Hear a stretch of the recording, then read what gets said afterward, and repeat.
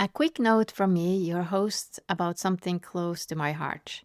I want to thank Creative Space for supporting this episode.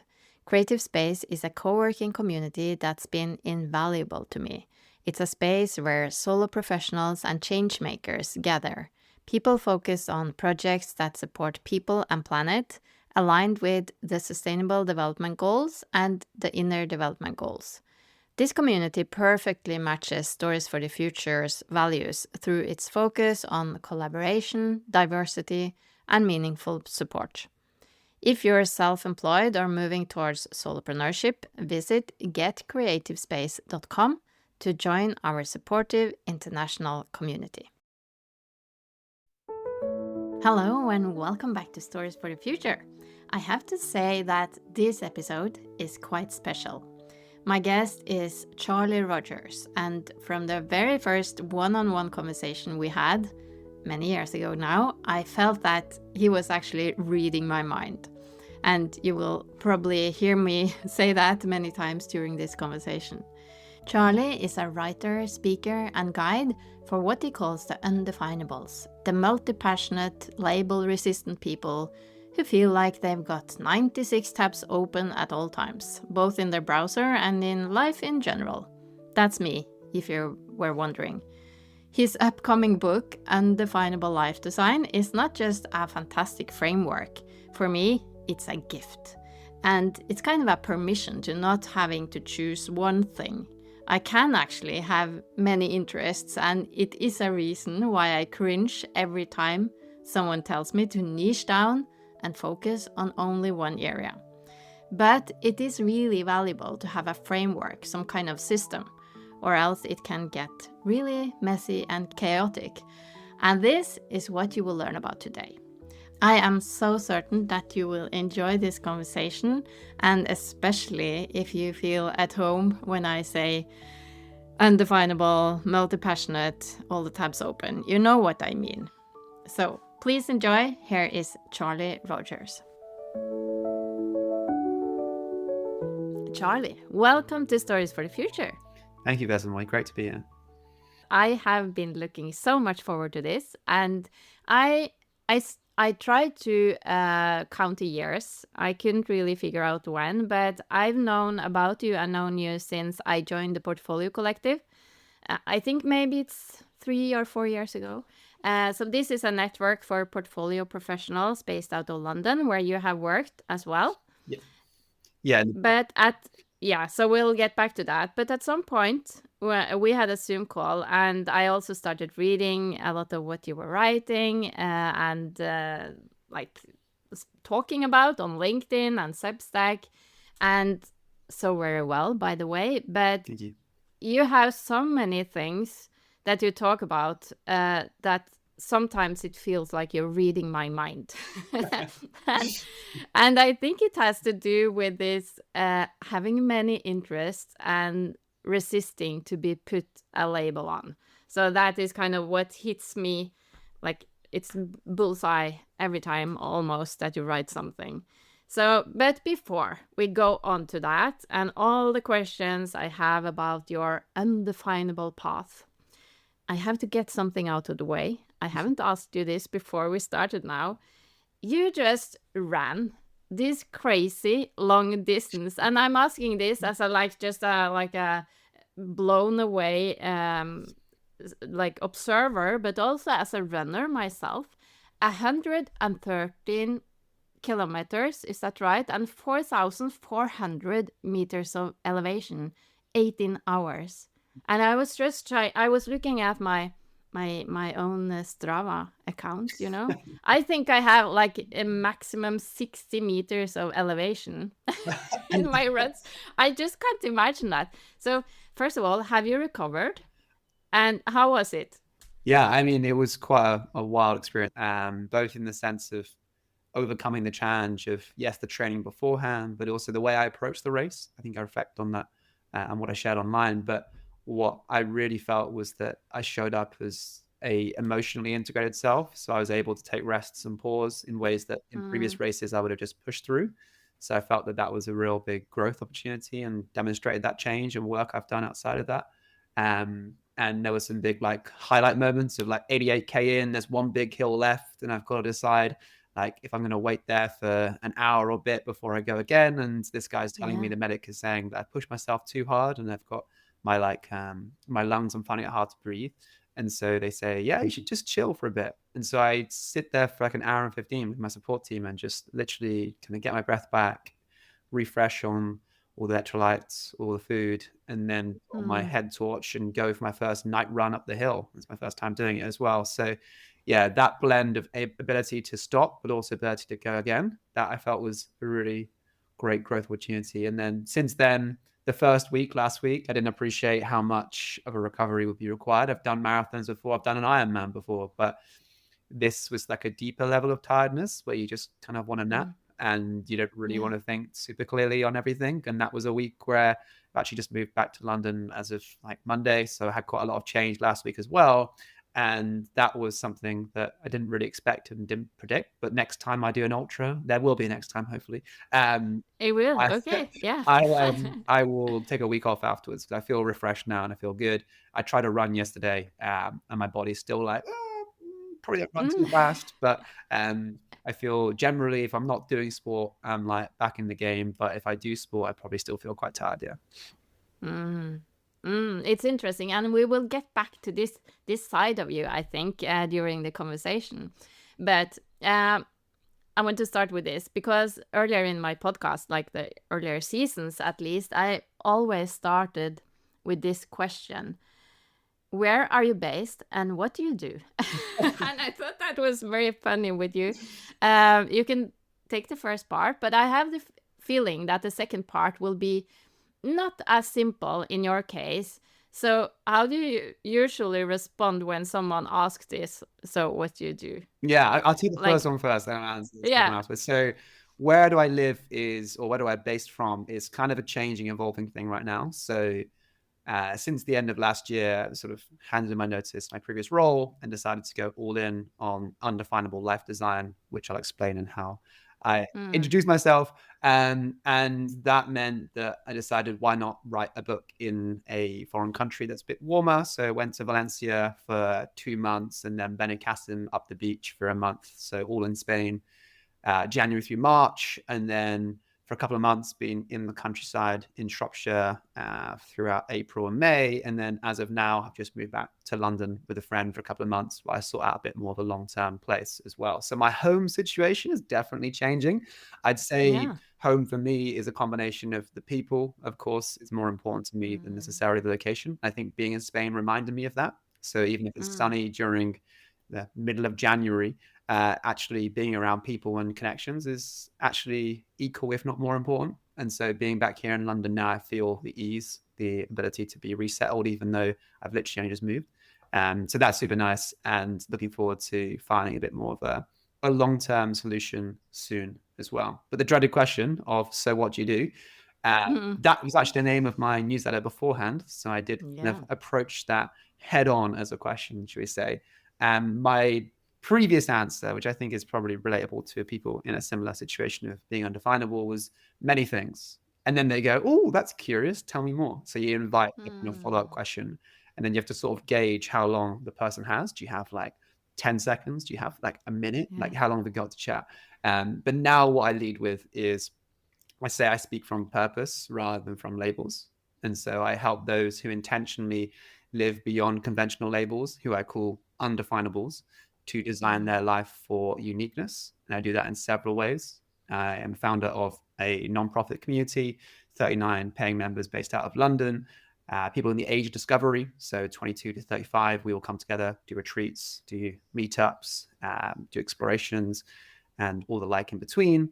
I also coach people on how to design their lives too, particularly if they're going from the age of discovery into the age of commitments, where life's getting a bit serious. They're thinking about families, thinking about settling down, helping them make some long-term decisions that are aligned with who they are as well. And then throughout that learning that I've made of both the individual and how to guide them, written a book called Undefinable Life Design. You can probably see a theme here. And that is something that I'm on the second draft of right now and bringing to the world, and have enjoyed the process of so far, and are starting to get some good consistent feedback on its structure and how it flows. So that's cool. And then I also do some public speaking, some workshops, some writing. And what I mapped out most recently that I'm really excited for, where I think it's all building towards, is a future kind of hybrid in-person virtual cohort where I can bring my skills of facilitation with the learning that I've written in the book. And I feel like that would be a really powerful group experience for people to go through in a small, intimate way as well. But that's, I guess, the future. And yeah, each day gets me a bit closer to that as I try and blend in the workshops I'd maybe do for corporates or the education's institutions as well. It's all towards that vision of how do I build this amazing cohort that's really valuable, and a book that spreads the message and the word to people that want to do it themselves as well. Yes. So you are writing this book as we speak, and I'm so lucky to be able to have a sneak peek. And it's, again, I have to say, it feels like you're reading my mind, and I'm taking a long time because I have to kind of think and compare it to what I am doing, and it's so useful. But I think we have to start with this word, undefinable. Yeah. What does it mean to be undefinable? So in a nice definition, we'll call it define the undefinable, which is quite ironic, I know. And intentionally living beyond conventional labels is how I've tried to summarize the undefinable, but there are many elements to it as well. Practically, how that means is that you might answer that question of, so what do you do with several things? But you also see yourself as able to evolve past labels as well. So you're not stuck in identity. You're not thinking of yourself as, I don't know, a gym bro or a finance guy or whatever other labels that society might try and box you into. You're seeing yourself as a plethora of different peoples and different identities, and you're finding a way to bridge them all at the intersections as well. And so what that really means is that you probably have friends in different places in your life. You don't just have one friendship group. You probably have many who represent different parts of you. You might have a book club you go to. You might then have a film club you go to. You might then have a parents' evening that you also attend. But you might find that you relate only partly to each person, because that you only see part of yourselves in each person rather than the whole self. And so this idea of being undefinable is being able to evolve past labels, being able to see past labels, and being able to live past labels as well. So when you meet someone, you don't just see who they are on the surface. You don't hear their answer to what you do, and you assume that's all they are. You're not trying to judge someone based on that answer, because a lot of people ask that question to try and say, oh, is this person worth my time or not? The undefinable seeks to find depth beneath them as well. And then we also have 5 values that show up in the community and show up in the undefinables that we meet as well, which hopefully, if my memory serves me well, I'll be able to list off the top of my head here. I do have my book next to me, so if here as well. Maybe I can help you. I'm just reading. So. But we got respectful curiosity, so ask with the intention to learn and listen fully to the answers as well. And then emotional bravery, so ability to share with intention what we're struggling with and confront the answers and solutions as they come up as well. And then collective responsibility, so leave people, places, and projects in a better way than we found them. And then seriously silly, so discuss topics that matter, but don't be afraid to laugh along the way.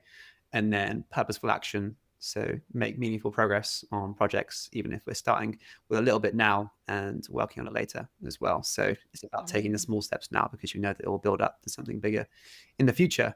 I mean, I might have done that a bit out of order, but the values there, I think, are resonant with the undefinable, because they show an ability to be true to oneself and to be able to represent who they are uniquely, and to be able to resist society's impulse to constrain them and put them in boxes as well. That's what they're important. Yeah. I was thinking, you are 27, is that right? I am 27 next month, so I'm 26 right now. Okay. Oh, wow. Even more impressive. So, yeah. I was interviewing another guest, and her podcast comes out tomorrow. Yeah. And she's 25. So I am having these days where I'm kind of just like blown away by younger people. It's so great. But what I was thinking, when did you first? Because when you grow up, I have kids myself. When you grow up, even looking at them, it's so easy, really early, to be put these labels on. You're good at math. You're going in that direction. You're like sports, that direction. So when did you realize yourself that you didn't want this kind of this label or to be put in a box? So take us back to like how did that how did this undefinable life design rise for yourself? Yeah, I mean, in truth, I've only had the words for it more recently. So looking back is for Right. sure with hindsight. Yeah. But I would have felt a disconnect and a feeling of not fitting in fully anywhere throughout my childhood. And that's probably where it starts. So if I look back on sort of school days, so like 13, 14, I think back to myself of like not being particularly good at anything, which perhaps allows me to have a blank canvas of sorts, Mm. because it doesn't have me put in a box of, I don't know, the academic achiever or the sports person or the X or Y thing. And so that became pretty powerful. But when you're in school, you kind of want to be good at something. That's part of the ambition. And so I found throughout my time that running became a great method of achieving that. I started as one of the worst ones there. And it's the kind of sport that the more you do and the more you show up, the better you get. And so enabled myself to become like vice captain by the time I left school. And that journey of being able to get good at something and go from a beginner to, I guess, an expert relative to my ability at that age, allowed me then to understand the principles of learning and to apply that to other things. And so when I went and did the same for academics, and in my final year of school when I was 17, 18, like decided to reset all of my A levels the year before and to do like 14, 15 exams or something in my final year of school, and came out with like significantly better grades than before as well. And I think those two like catalyzing moments for me became like reminders that I can apply this learning mindset to anything. And I'm not limited in it just being sport or it just being academics. I can then do the same for business. And so I went on to university, and in my second year started my first official business. I mean, I've been doing very many more of them beforehand in school. I think there's many stories of entrepreneurs tell, but I've been doing a tuck shop. I've been doing clothing brand, all the fun stuff that I feel are rites of passages in some ways while at school. But then at university, decided to take, I think this is another critical point. Most people do a placement. So probably 95, 98% of people do a placement year on the course in our business school. So I went to Loughborough and did international business. And I decided instead to do a year in enterprise, which was kind of a new thing that introduced where you'd start your own business for a year. And so I decided to do that and work part-time. So I even say rejected that full-time job ambition that most people had, and decided, oh, okay, part-time, I can earn enough to, live with friends, and then I can go all in on my like business idea. My first one, Posty, where we basically designed parcel box to attach to your house to receive deliveries for you. That was a fun journey, learned a lot, decided parcel boxes weren't for me. But along the way, realized that this creative approach to building business, doing things differently was really powerful. And then a similar thing happened in my final year of uni as well, where I closed that first business and then was living with housemates that I'd met in my first year through Enactus, where we create social enterprises. And we decided that my friend and I that we'd create a online hackathon where we bring together some of the students that had just lost their summer internships from COVID. I graduated in 2020. I don't know if that makes you feel old, but Yeah. and then there's we also bring together some of the businesses that I'd met on that year in enterprise as well, and then we solve problems together and like help them adapt to COVID.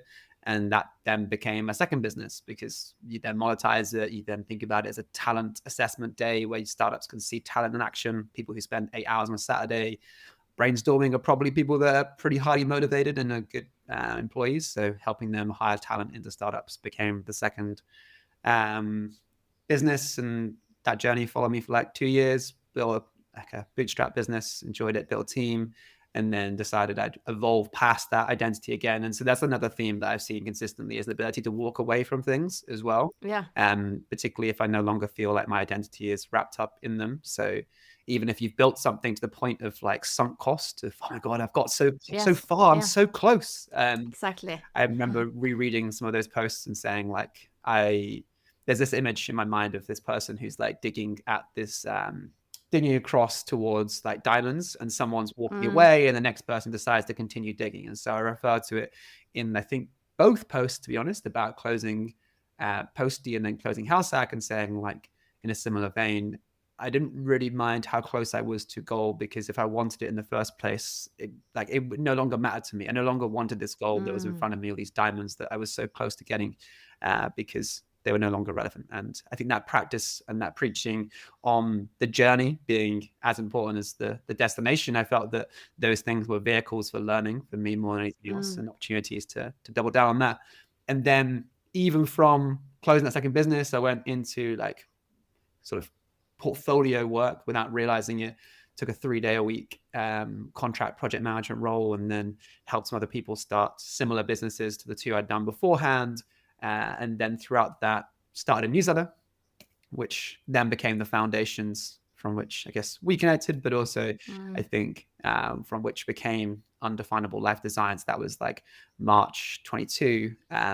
That I started the newsletter. It took many names, many shapes, many forms. It was firstly a half-written book that I reformatted into a weekly newsletter, wrote there consistently for about 2 years, got some experience working at Portfolio Collective as well, and helped some undefinables through the community outside of it, and then realized there's something here at the intersections. There's a model, a way of helping that I believe I can bring to the world. And so decided to level up and bring it all into a book that I could then produce in many formats. I feel like now, having written the second draft of this book, like it funnels into allow me to be a better coach, allows me to be a better um, explainer of what I do at the same time. So having Yeah. sat so deeply with an idea allows me to communicate much more clearly on what it is as well. So that was a very long Mm. answer to your question, but hopefully that gives you some context on the why. Yeah, what I'm wondering about is if it's something in you that makes you able to kind of leave these identities and not care so much about the like the at least the perceived expectations from society or from family, Mm. friends, or if it is something in the younger generation, which is because if I look at myself, my generation X, if we should put a label on it, Yeah. it's very much like you took this education, you got this huge student loan, you went out, got a job, and then, like you said, the sunk cost, Mm. you can't leave that because I paid so much for the Yeah. education. And for myself, that just that part of leaving the identity as a geophysicist for my part, and okay, that is something I put that identity up on the shelf. Maybe I can take it down sometime, but now I leave it. That was really, really hard. Yeah. So I'm wondering if it's something personal in you or if it's a generational thing. What do you think? I think it's probably both. So I think there's an Mm. entrepreneur side of me that might be more Yes. uniquely me, of like a desire to do things differently, and a contrarian within me. I'd probably be more likely to reject the status quo than to follow it, purely because I want to Yeah. do the opposite, which again is Yeah. not always that helpful either. But I feel that there's a desire in me to want to express my difference, and to follow the status quo is often to hide it. So there's definitely that side of me as well. But I think there's also a generational side to this as well. There's a couple of Mm. factors that play into that. There's, of course, the people who throughout social media will tell us how easy it is to do our own path and to build a business and to be an entrepreneur and XYZ thing, who, of course, are inspiring people, for better or for worse, to do their own thing earlier. Um, which is powerful because it helps you realize you're not reliant on it. And there are true stories of people who, at an early age, say make a significant amount of money. It tends to be money as a motivation for that, that then have the freedom to live a life on their own terms. That is one factor that plays into it. The other one is, again, like the reality of ability to have a meaningful goal at this age. Mm. So Mm. I write about it in the book, but what I mean by that is, if I ask my parents, like my mum like bought her one bed flat when she was 19. I'm like, how do you buy a flat at 19? That's crazy. And so, and she's like very much like working class family as well. And I was like, wow. So I've been to university, done the degree, got this education, and then like, oh, I have to, like, I can barely, on a normal average wage in London, you can barely afford to live here as well. Mm. And I think that Mm. that's a reality that a lot of my generation are confronting, is that you're stuck in this sort of rent cycle of being able to not Mm. really afford a milestone that our parents were given, and they had a Right. reason for putting their heads down. It was like, oh yeah, we'll earn deposit, get the house, and Yeah. will then be able to have a secure place to raise a family. It was quite a clear goal. But for Mm. us, it's very much more, oh, if you follow the default path, you don't even have that goal to aim towards. So there's not Mm. even the fallback option that is as appealing as it previously was. And so a lot of, I mean, my generation takes many paths. Either they can be, oh, okay, I'll just quit my job and go traveling and live in Southeast Asia. That's the classic path. But then there's also okay, I'll put my head down and I'll do the work as I need to, but then I will on the side build something that I can then exit into and jump into full time. And so they're the ones that are, resisting that overwhelm. But there are also those that chase the shiny badges, the ones with the prestige, who go for the Googles, who go for the Mm. big Yes. FANG companies. They're the ones that want that stability, and they often get rewarded enough for it that they can actually afford the milestones that so many of us perhaps can't. And that then means that they have that stability, that basis, but their identity becomes wrapped up in that Mm. prestige, that ex-Googler, ex-Facebooker that you'd see in the Yeah. LinkedIn Yeah. headline. It's a bit crazy. Imagine putting like an ex-partner on it. It would be wild, wouldn't it? So yeah, in that vein, there are many paths to take here, but I feel the pressure is economic as much as it's personal to me as well. Yes. Ah, yeah. Interesting. I wonder if you could, like, as I said, I'm reading the book as we speak, and it's we can't go into the whole book, even though I wanted to.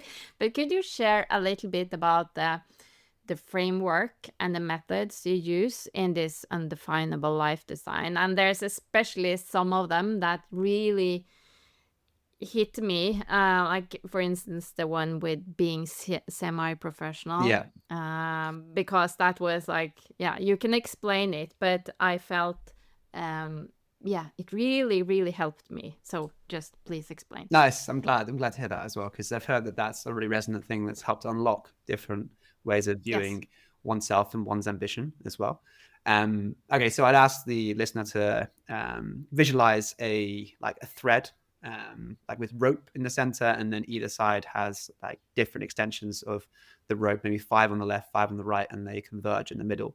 And so it's a 5-stage model, the Undefinable Life Design model. And so on the left-hand side, we have the first stage where the many interests. So this is where I ask you or invite you to explore the interests that are uniquely yours, not ones that you inherited from your parents or that society placed on you long ago, but the ones that actually you feel resonate with you. Things that if I asked you, you had 168 hours in a week, which you do, and I paid for all your bills, how would you spend your time? What would you do with that time? Mm. And where would it be? Who would it be with? What would it look like? What are those things that draw you to it? And is there a reason for those interests deeper than just the surface level? So you might say, oh, I like bouldering, and I like reading. Okay. Is it because you like connecting with your own mind through thought and through physical interaction? Maybe it's deeper than simply the interests themselves. So ask yourself one level deeper as well. But each of us Mm. have many interests. We maybe have forgotten them or let go of them or had entertainment consume them. But if we connect with the interests themselves, we'll find part of us that's unique. So from that, I then invite you to think about what overlaps, what abstracts between the interests, and you'll find in there some core traits that can help guide us throughout this process as well. So what are these traits that show up consistently for you in how you approach those interests and how you think about them? So that's the first stage, the many interests. The second stage, where this 5 ropes start to converge, is the semi-professional. So this is the idea that we're often told that you should go pro in something. Mm. It's striven to be like the niche mentality of like, you got to be really good at this one thing. Yeah. That's where you'll earn enough, you'll make enough impact. That's like your focus for life is on this one thing. And I find it very unhelpful because Mm. it distracts from the fact that you can create your own niches, you can create your own areas by blending. And so this Mm. whole semi-professional idea is around blending. And so I see it as there's an amateur front to taking an interest in something where you're just showing up for fun. Yeah, you're having fun, having a good time, no harm done. That's cool. But then there's also a professional side where it's all you think about. It consumes you. It's your identity, and you become locked up in it. And so there are like two extremes of the amateur and the professional. And so I invite people to think about being semi-pro, being somewhere in Mm. between where it's not their entire identity, but they know enough of the basics, the advanced skills that they can do it while they sleep. They can show up for it subconsciously, be unconsciously competent at that skill, but not try to compete to be the best in the world at it. That's the difference, is you're not trying to be the 0.01% of people because you're playing in an existing category. My best way of explaining it is thinking about it for sport. So if you're thinking about being a professional in a sport, we'll take my football as a relatable example. You've got to be the top like 0.0 recurring 1% of people. Everyone else is like very much down that curve in terms of pay, in terms of rewards, in terms of being able to compete at the top level, down to someone playing Sunday league football. Like there's a lot of people involved in that sport, and to be the best at it, you have to dedicate your entire life to it. And like for some, cool, that might be the path for them. But what I invite majority of people to do is to instead choose 3, 5 interests that they have that they want to be semi-professional in, and that they find attract them enough to go deep in, but not to wrap themselves completely in the identity of. And I then believe through combining those semi-professional interests that they'll find their uniqueness within that, and they'll be able to bring something to the world that no one else can see. And so this is the third stage, the golden thread, right in the center. This is where this rope starts to really converge and overlaps. And can I just tell you where this really hit me? Go for it. That was that curve. You know, the how many hours you spend when you're an amateur. Yeah. Like it was that like 1 to 5 hours a week or something. Yeah. And then like it rises quite quickly to being a semi-professional. Yeah. You don't have to spend that many more hours, but then if you're going all in, you have to spend like 40 hours a week or plus. So that difference. But where I found myself when I read this was that I have too many interests where I only spend like 1 to 5 hours a week or something in that. And the thing that you're also saying in the book is that what it limits you in is the ability to create something which is your own. Like you can quote people, you can read that book and oh yeah, that's a good thing, but you don't have the expertise to actually say something useful about it or create something of your own around that. So that was just like, yes, exactly. And it's very nice to see that you don't have to it's not a big difference in time commitment to reach that level. And the big thing is this like classic conversation nowadays around generalist versus specialist, and I'm like, you're missing the point. Like it's not about either, it's about doing both. And so what I try and invite people to do here is like, yes, have lots of generalist backbone of skills and competencies so you can show up as the human that you are by communicating, but beneath that have like depth to you as well, like be able to showcase enough knowledge, but not in one area, but in a few areas, that through your recombination, you can add some amazing value to the world that only you can see. And so I truly believe that it's at the intersections of ideas that you'll find the thing worth doing. Yes. Okay. Sorry. Go on. And so, I mean, that's a great setup for the golden thread is hopefully the thing worth doing. And so I see this as the internal compass that guides decision making. So it's not necessarily something that you have to write in your LinkedIn header. You could if you chose to, but it's something that you use for yourself to say yes to certain things, and more importantly, no to other things. Because if you're undefinable and you have many interests, it's very easy to go, yes, I'd love to try that thing out. I loved that thing because everything's exciting. Learning is fun. But being able to say no to things when you're in that mindset is really powerful. And so having this individual that you help, the who, and calling out specifically what they are. Don't just tell me it's an entrepreneur. Everyone loves helping entrepreneurs, but tell me deeper than that. Like, how does that person see the world? And in my own statement, it's those who intentionally live beyond conventional labels. That's the undefinable that I put words to. It might be hard to find those words at first, maybe use other people's language, but I invite you to find your own language for it. That's what's really powerful, is if the golden thread represents you. So there's the who that you help, and then there's the how you help them. So what's unique to you? How can you bring in some of these core traits that you have, these ways of seeing the world that you show up with in your many interests? And how can you help that person to achieve a certain outcome as well? And that's what the how is all about. And then the what you provide is tangibly, what is it that you do? It could be a label that already exists. So you might say, in my case, writing a book, which is quite easy. Or you might go a bit bigger of, say, for community, I might say providing intimate spaces rather than community. So it's a bit of a wider definition rather than a narrow one as well. So there are many different ways of framing the what. It's whatever you whatever you think is a useful way of saying yes to certain things and no to other things as well. So that's the golden thread, and it's an internal compass that you can then use to enter into the fourth stage. So you imagine at this point the rope's starting to come out of converging and again expand again into a few different threads. And here is the magnum opus, so Latin for great work. I use it to think about the Vitruvian men of the past, of when they create these new ideas, these new ways of doing arts. I mean, the classic is a Da Vinci, but there are many others as well who, in my eyes, are very like aspirational to have, of like they set entire new ways of thinking and entire new tones and entire new flavors. You might have a Steve Jobs who's, here's the smartphone. Now we all use smartphones. So he's inventing something that's perhaps his great work is the magnum opus. They are quite tangible magnum opuses, but they can also be a brand that you create, a mission, a way that people can interact with your golden thread. That's how I see the magnum opus. So it's the external perspective of what was before your internal compass. And so there's a lot of thinking that has to go into that around what resonates, how does it become your guide, and you'll evolve it over time for sure. But when you find it, and in my case, it's Undefinable Life Design, you'll see that it's a powerful way of integrating all of the different parts of yourself. And that brings us to the fifth stage, the final one, which is your value streams. So I describe it as value streams, not income streams, because it includes both paid and unpaid work. So in my case, I decide that my community is a nonprofit. It does not pay me directly. And so we have contribution fees from members, but they go into sustaining the experience for everyone, because I believe that everyone contributes in their own way to the community.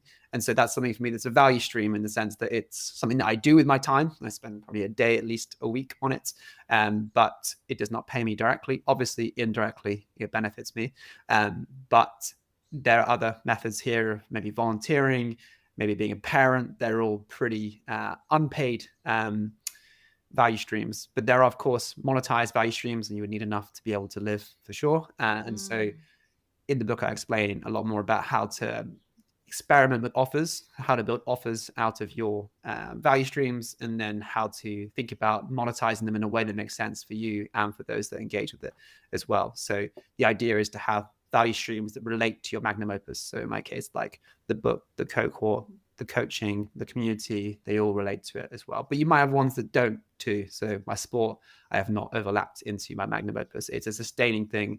It's a way of me being able to show up better as myself throughout the world, rather than something that I deliver as value to others as well. So see value streams as inputs and outputs. So inputs to yourself that allow you to feel valuable, and then outputs to others that allow you to exchange value with them.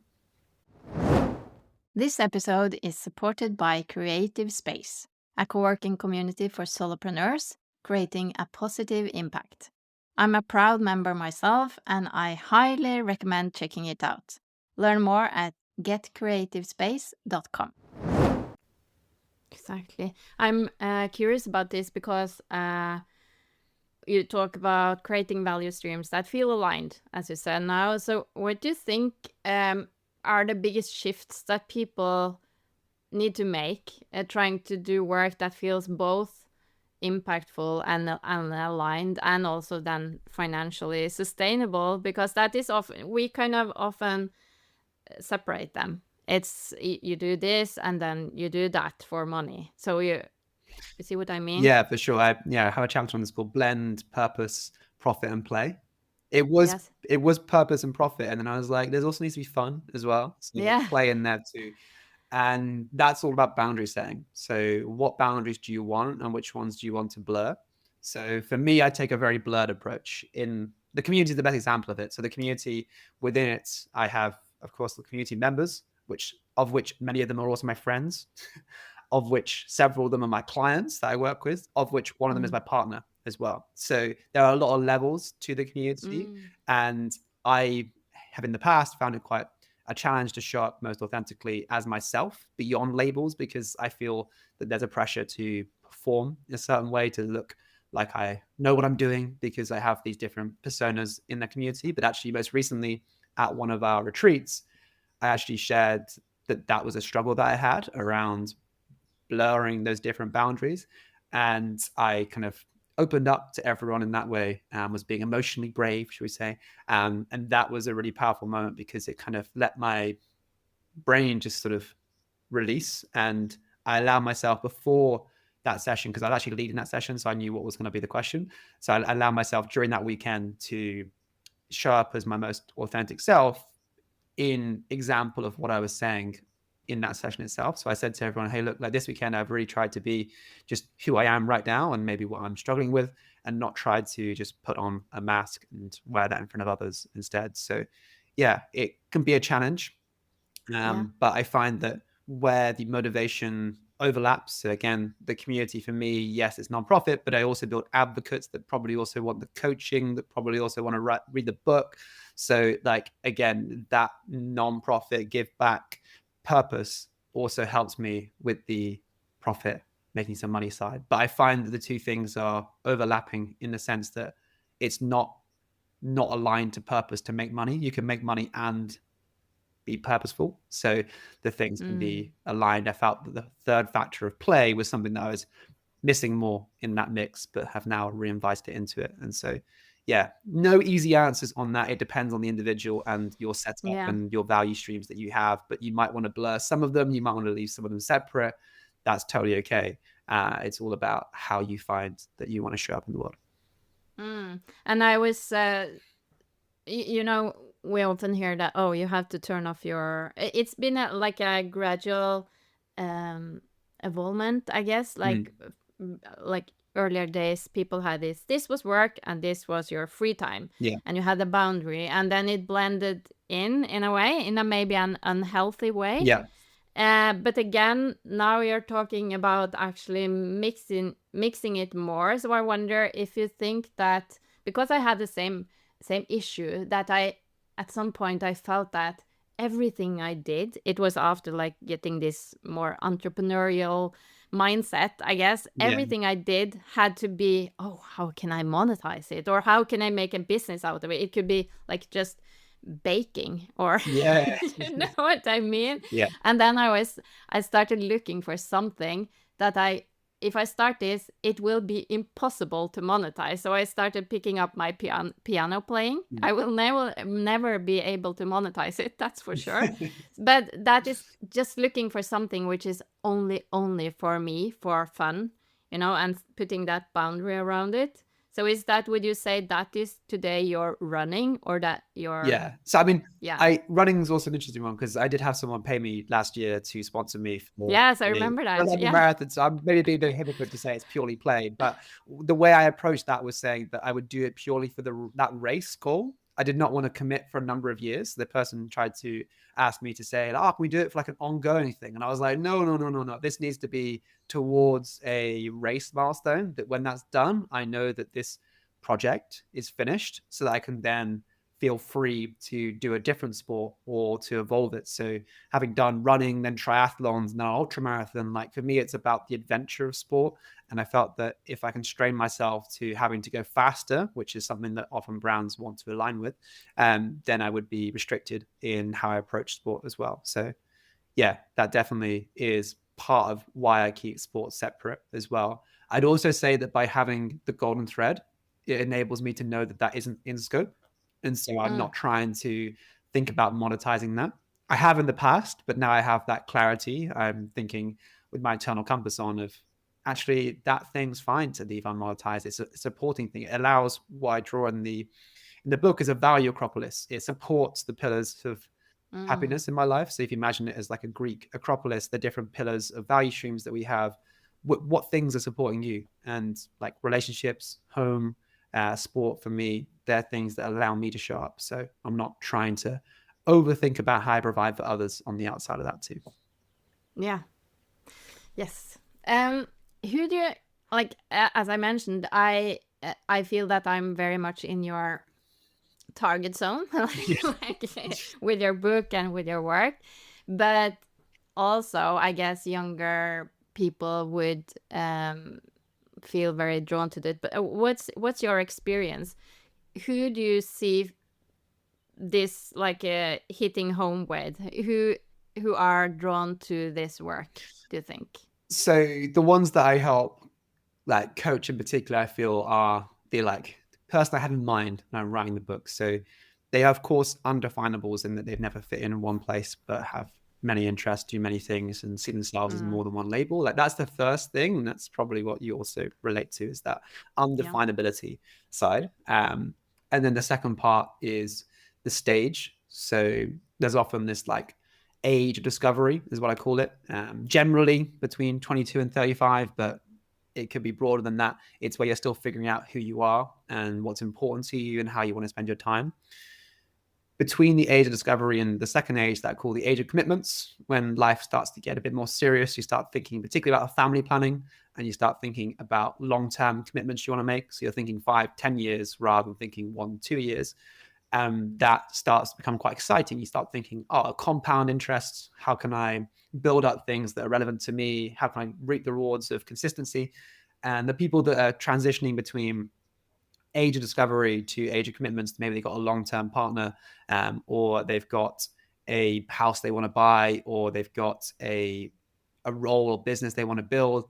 They're the people that I feel that this is most aligned to help, because it helps them think about clearly, what do I use as my compass for guiding me? But it would, of course, also relate to those that have maybe, yes, at a certain later point, have reinvented themselves and have left Yeah. previous roles and have now found themselves without a compass or perhaps a past label to guide them, and are now reconsidering who they want to be, perhaps at that sort of later stage in life where it's coming out of a previous employment role and entering into a portfolio work of doing your own thing. So I can see why we relate in a similar way to a person who's later in their career journey. But yeah, I think it's all about finding that internal compass and using it in an intentional way. So those that lack the internal compass are the ones that perhaps would find it most resonant.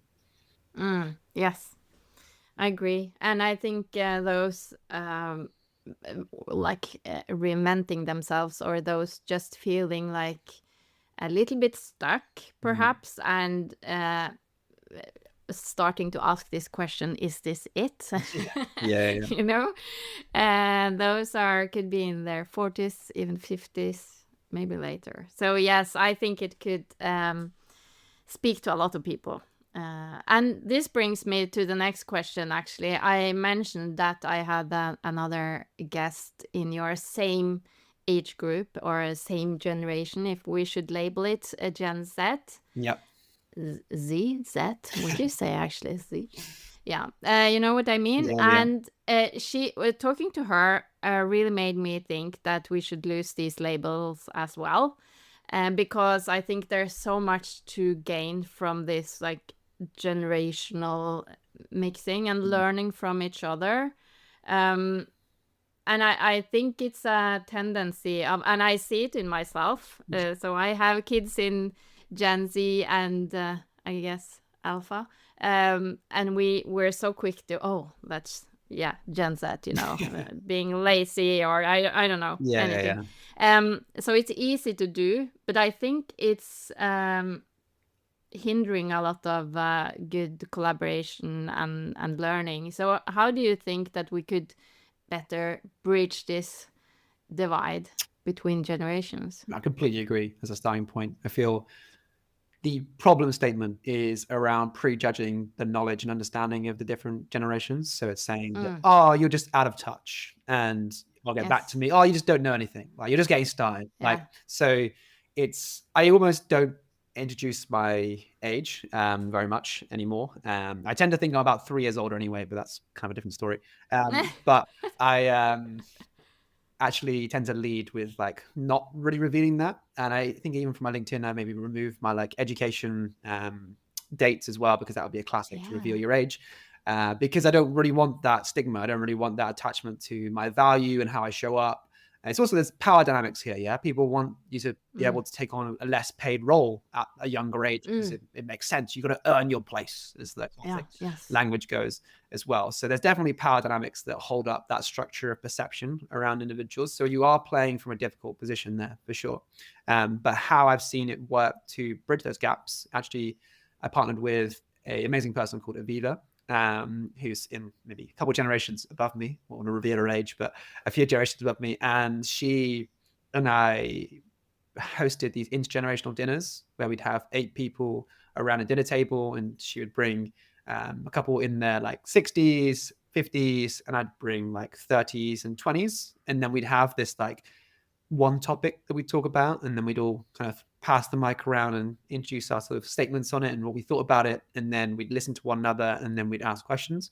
And what was really revealing there was the empathy and the ability to really hear someone rather than prejudge the answer. So instead of being like, oh, okay, you're only thinking that because you just had this experience or something, where your mind's just going straight to trying to resolve their problem, you're instead sitting with it and being like, oh yeah, I hear you. That must be really tough. Tell me more. Yeah, you're curious. You're no longer trying to block out just simple abstractions of different people. You're instead thinking, okay, tell me more about who you are uniquely as well. And so that led to some really amazing conversations. And I definitely felt that that was a powerful way of doing it. I think the idea of like mentoring is interesting. Mentoring assumes one is a mentor, one is a mentee. Reverse mentoring, it assumes the same thing, but on reverse. So maybe it's more of like equal partnerships that are powerful, where you're working with someone from a different generation rather than assume that they are your mentor or you are their mentee. I feel like that's a powerful thing to remind us of as well. It's also calling out that both things have value. So if you're saying that, okay, if I'm in my 20s and I'm working with someone in their 50s, I've had like previous experiences where they'll expect me to work for a lot less than them on the same thing, even though we're collaborating evenly. And I'm like, I think I'm offering the same value as you from a different perspective here. Yes, you have industry experience, relevance for sure. But like, we need to talk about this as equals, not as about I work for you. And I think that that's a really important part of this journey as well, is collaboration, not employment or working for someone. Obviously that's the people will work for people, but like thinking about it as equals rather than thinking about it as a power dynamic. Yes, I totally agree. And that's such a good idea with those dinners. I want to replicate that. Yeah, for sure. Yeah, really powerful. Really good. Yes. Okay, so we're approaching the end. So I would like to end with this. Seen from my own stage, perhaps, or people that I talk to and work with. If somebody is listening now and feeling like they have outgrown their label, perhaps, or the thing that they clung to, but they wonder, okay, what's next? What do I do? Who am I? What would you say to them? Where should they start? By reading your book, perhaps. Firstly, I'd say welcome. Like, this is a very exciting stage. It's also quite an overwhelming stage because you've realized that the people around you, as much as the thing that you do, no longer wholly resonate with who you are. It also means you've probably grown a lot as well. So take that in your stride a little bit here.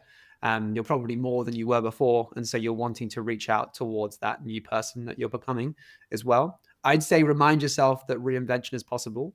So look at previous experiences you've had where you've left things or you've been in really challenging moments and you've risen to the challenge. Remind yourself that it's possible to be more than you were yesterday and that you are right now, because it is. And even though if there's a myriad of opportunities you could take going forward and there's a whole darkness ahead, you know that you can navigate it with the support that you have and the people around you. I actually visualize it myself in terms of like in a tunnel where you can see the light at the end of the person you want to become, but it's a challenge and a slog to get there, moving towards that light. But if you look behind you, you can see that there are shadows of support from people who are your friends, who are your loved ones, who you want to carry with you through that journey as well. So lean on them throughout the change, ask them to help you to soundboard, because it is their support that will help you become the next version of yourself as well. And there won't ever become a day where you feel like you've got there, because that's a bit of a Mm. lie too. So Yes. appreciate the becoming. I'd say the journaling helps a lot. I've been weekly journaling every Sunday for the last 5 years, if not more. And so being able to see and look back on how I've evolved and what my priorities have changed, like that's a really powerful thing to do as well. But yeah, I'd say sitting with and reflecting and calling out chapters of your life and focuses for sprints and marathons that you're doing, literally and metaphorically. That is quite a powerful thing of giving words to the change, because it might feel like, oh, I don't know what this change is. But if you sit down and you really reflect on who do you want to be, then you'll start to give words to it that will help guide you. Yes. And maybe also read the Great book. advice. That's pretty helpful. Yeah, yeah, exactly. And on that note, when is the book due? Where can people find it, or where can they find the other parts of your writing and work? Yeah, so aiming for book to be Q4 2025, but don't hold me to that. If it requires longer to write a better book, I'll take longer. But it sounds like we're along the right lines right now, so we're getting some good feedback. So I'm feeling good about it. I'd say the best place to find out more about me, Undefinable Life Design.substack. That's the place that I write and have written for the past 3 years. So you can see how much my writing's evolved. You get back right to the start. You can see some very different writing to now. Yes, it's interesting. Yeah, and that's the purposeful action. Yeah, that's taking action before I'm ready as well, and like realizing that I'm evolving it as well. Gonna build a website soon, so I'll link to it from the Substack. So I'd say subscribe on there and follow along, and I'll share some journeys of writing this book and get everyone there a ability to pre-order it at some point when it comes available as well. Yes, great. Yes, I so enjoyed this, and I can just highly recommend people going to your Substack and also like following when the book is due, because this is great stuff and I love the topic. So thank you so much for sharing and for everything that you do, and best of luck with your next crazy race. Thank you. Yeah, I will hold off. I will resist the urge to book the next thing and solve the problem of openness. But once I do, I'll probably end of summer, I'll be like, okay, I'll pick something. But for now, I'm just sitting in the in-between and sitting comfortable with it. But yeah, thank you so much for having me, Bez. Really appreciate this. Well, wasn't that great? Isn't it good to know that you can put together this really interesting life and career that lets you to do and be many things at the same time? As I mentioned, I have already read a first draft of Charlie's book, and I'm already implementing much of his framework and way of thinking. I know that the book is coming closer to being finished since we recorded this, and I highly recommend keeping an eye out for the release date. I also know that Charlie has started doing these workshops that he talked about, so if you are in London or close by, you should definitely check them out. I will put all the links in the show notes. As always, you can find out more about the podcast and my work on vklavnes.substack.com and storiesforthefuture.com. And please get in touch if you have feedback, questions, or guest recommendations, perhaps.